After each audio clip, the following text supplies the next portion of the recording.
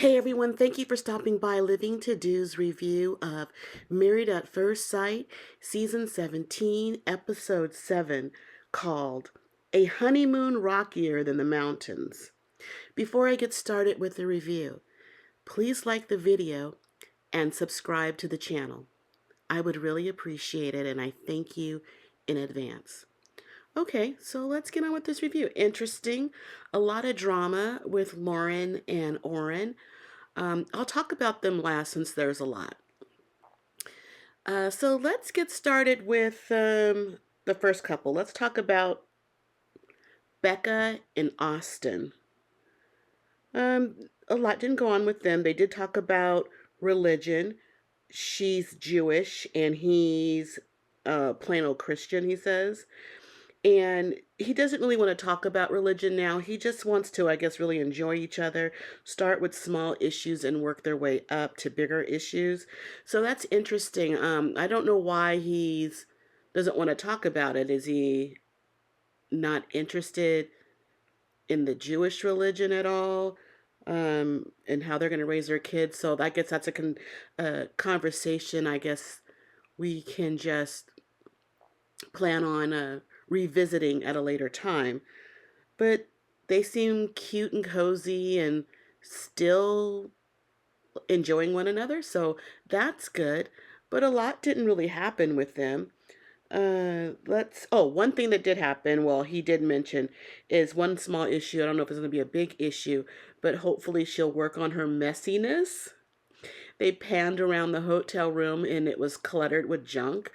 And in their shared apartment, it's his hope that she'll be a little bit more tidier than she has shown him so far. So that's an issue. But that's it. So let's go on to Claire and Cameron. Poor Cameron, he's suffering from an earache. He thinks it's from diving too deep into the water. I've heard that causes ear issues, so perhaps.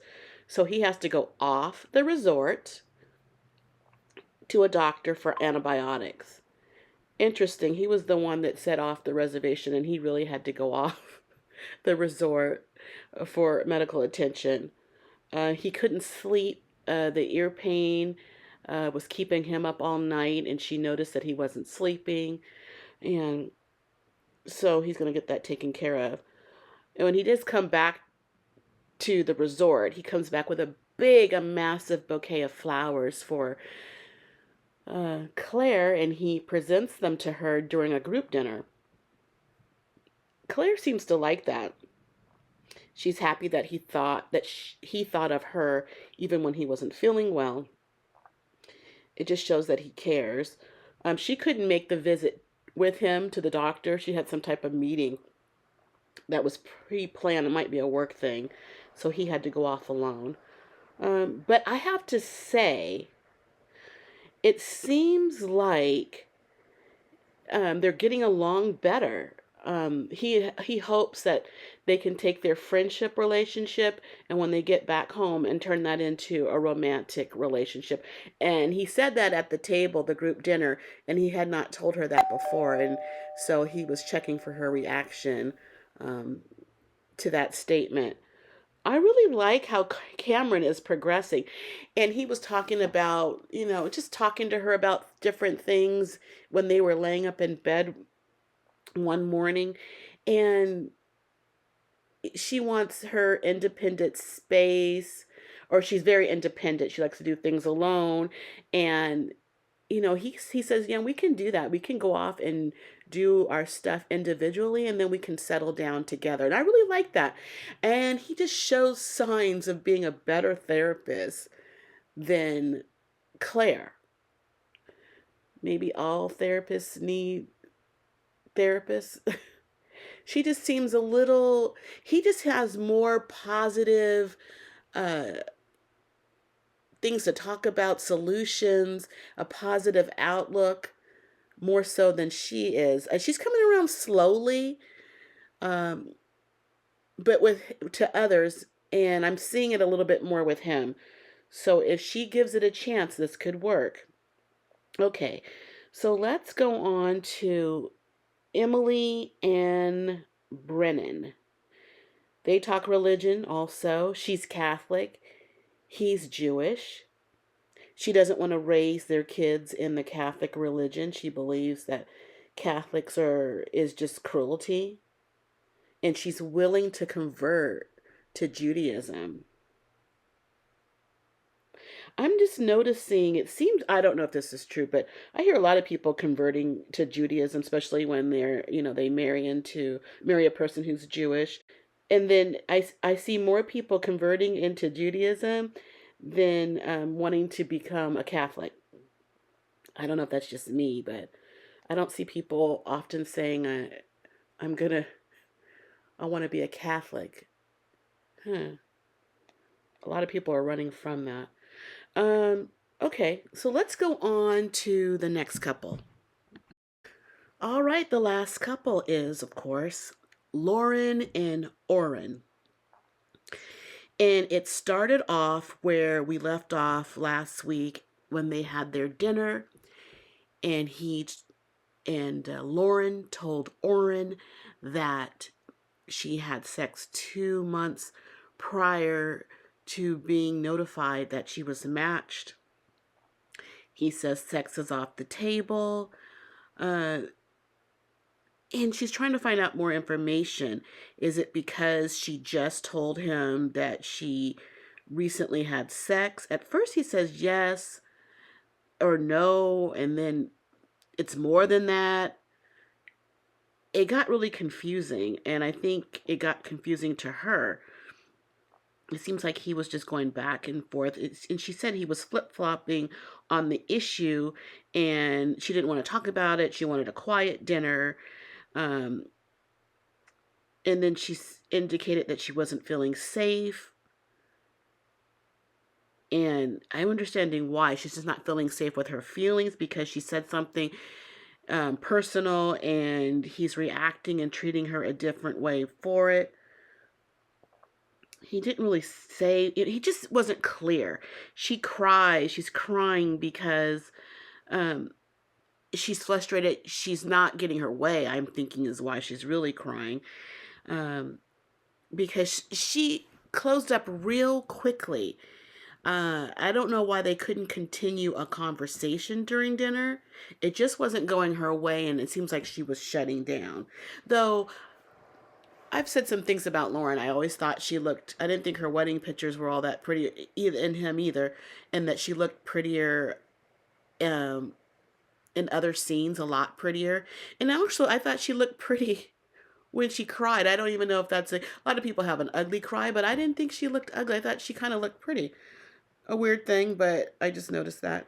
Um, they go into their hotel later. It's bedtime. They're sitting on the bed talking, and the conversation comes to a point where Lauren believes that Orin uh, feels that she doesn't lack intention for the process.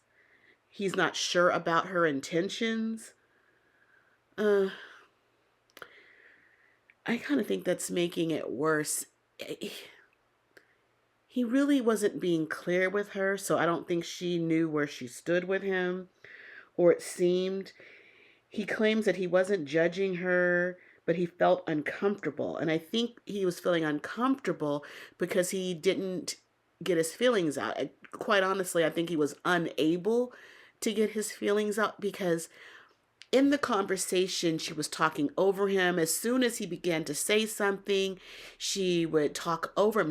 He couldn't get it out. If anyone should be frustrated, it should be him. He was very patient, and how it looked, he looked patient, but he also looked a little oh, what is the word? Maybe uncomfortable is the right word. He he just couldn't really seem to jump into the conversation, or I don't think he was trying to dominate it, but I think he was trying to get his equal share of it. Was one-sided so much. As soon as he started talking, she'd jump over it and start talking over him. So Lauren was totally at fault when it came to that. I just think she just wasn't getting her way and he wasn't seeing it her way. Therefore, she was getting frustrated. And they went to bed, and the next morning, Orion wasn't in the bed when she woke up. That made her feel unsettled. So if he expresses to you that he's uncomfortable, what she needs to do is she needs to work through it. Be patient to find out what it is. Everyone's not going to work on your timeline. Uh, I think she's the dominant one in the relationship, and I think he backs down because he often said that the women in his community they were the dominant ones. And I think he was resorting back to being that little boy, not able to speak like to an adult type of thing. And her presence, her tone is overwhelming to him. She's loud. And I don't know if it's so, I don't think she's a little, she's not yelling, but it's overpowering. And she's stern, and I think there might have been some hand movements there, and he doesn't know it. He can't operate like that. So she needs to come back down and operate, they need to operate together. So, and I don't think she recognizes that part of herself right now. She's just trying to get through him. She needs to make space for his feelings. And I don't really see that. All men have feelings. They don't seem to show it on the outside sometimes. And a lot of times they're just unable to express it maturely. Some hold on to it, some become resentful, and some cheat. They don't know what to do with themselves, I guess. And in this case, I think this man is standing firm on his feelings of whatever he's feeling at this moment. Uh, but he needs to get those feelings out to her, and she needs to really hear him and how he truly feels, and see when he tells you how he feels, try to imagine that in your own body. So the next morning, they have a conversation with Dr. Pia via Zoom. Orin is not being talkative or too touchy. He feels like a failure as a husband. He brought up Lauren's tone to Dr. Pia, and I totally see that. She tells them what she would like them to do is treat their relationship like a bank account, like an emotional bank account, always making deposits into it and try not to make big withdrawals. So I don't know if they're going to hold on to that piece of information and implement it in their relationship. They talk, they've been talking. She lets them know. They let Dr. Pia know they've been talking. They talked to 3 a.m. Orion feels like a minority in his relationship. So that could be lonely, isolating. You don't want to sit in it. Lauren feels like the repercussions of the situation, of her actions, or what's going on, how their relationship is going, and it's at a standstill and he's backing away from her. It's making her feel disconnected, because you truly are. I thought they were moving at an okay pace, but maybe it was just too fast, too soon, the whole thing. Lauren and Claire talk, and Lauren's crying to her. She's trying to, Lauren is the therapist, but actually, no, sorry, Claire is a therapist, but Lauren might need to speak to Cameron because he's a better therapist, I think. And Lauren's expressing how it's hard to be in an intercultural relationship. And that's true, especially if you walked into it blindly. You don't even know what the other people are about. If you were dating, you would get to know them a little bit more, have an understanding. She was so frustrated that she asked for a divorce. So, was that a threat to make him bend to your will, to make him do what you want? And that man's just not bending, so of course it's not working out. it was an immature mistake. And so Orion speaks to Pastor Cal via Zoom. He talks about the situation, the crass joke, which I didn't think it was really a joke, about the situation of Indians and Redskins. And even though we thought he got past it, it's bothering him more. So their conversation at dinner was after what he considered the crass joke. So this stuff is feeling on him. He's feeling. I think he's starting to resent her, is what it is. Um, when someone gets on your nerves, they do something to you, and the situation doesn't get rectified, and then those little things become magnified. Like we talked about the Redskin issue. We thought we were over it and past it, but shortly thereafter, something else happened. So the situation with the Redskin comment, that's that's back on the table pretty much. That's going to be hard for Lauren to get around. Actually, Pastor Cal explains to Orin that her taking off her ring and asking for a divorce is a knee jerk reaction to her pain. So, and I think her pain a lot, and she is hurt. She can't communicate to someone that she was trying to get close with, that's cut off. So, when you're vulnerable and your feelings are involved and it's shut off completely, not by your own doing, and you can't seem to make your way back to that person, um, yeah, I guess it hurts. That's something that she really wanted, or, she didn't want to fail at this point in the relationship. All while this is happening, the whole group is downstairs waiting to go home, uh, waiting for Orin and Lauren. I bet that plane won't wait, but they're downstairs waiting, and Orin, or Pastor Cal, asked Orin to have Lauren come on. So Lauren speaks to Pastor Cal first alone. She tells Pastor Cal that she heard Orion say that Lauren didn't have his back. Well, this hurts her feelings because she's been Googling about his culture, trying to find out derogatory comments, endearing comments, trying to relate, trying to learn. So she's making the effort. Pastor Cal asked Lauren, do you want a divorce? Lauren says no. She was just saying all that to try to hurt him as much as she was hurting. Then they have a joint conversation, and Pastor Cal explains to them both that they need to fight through their imperfections.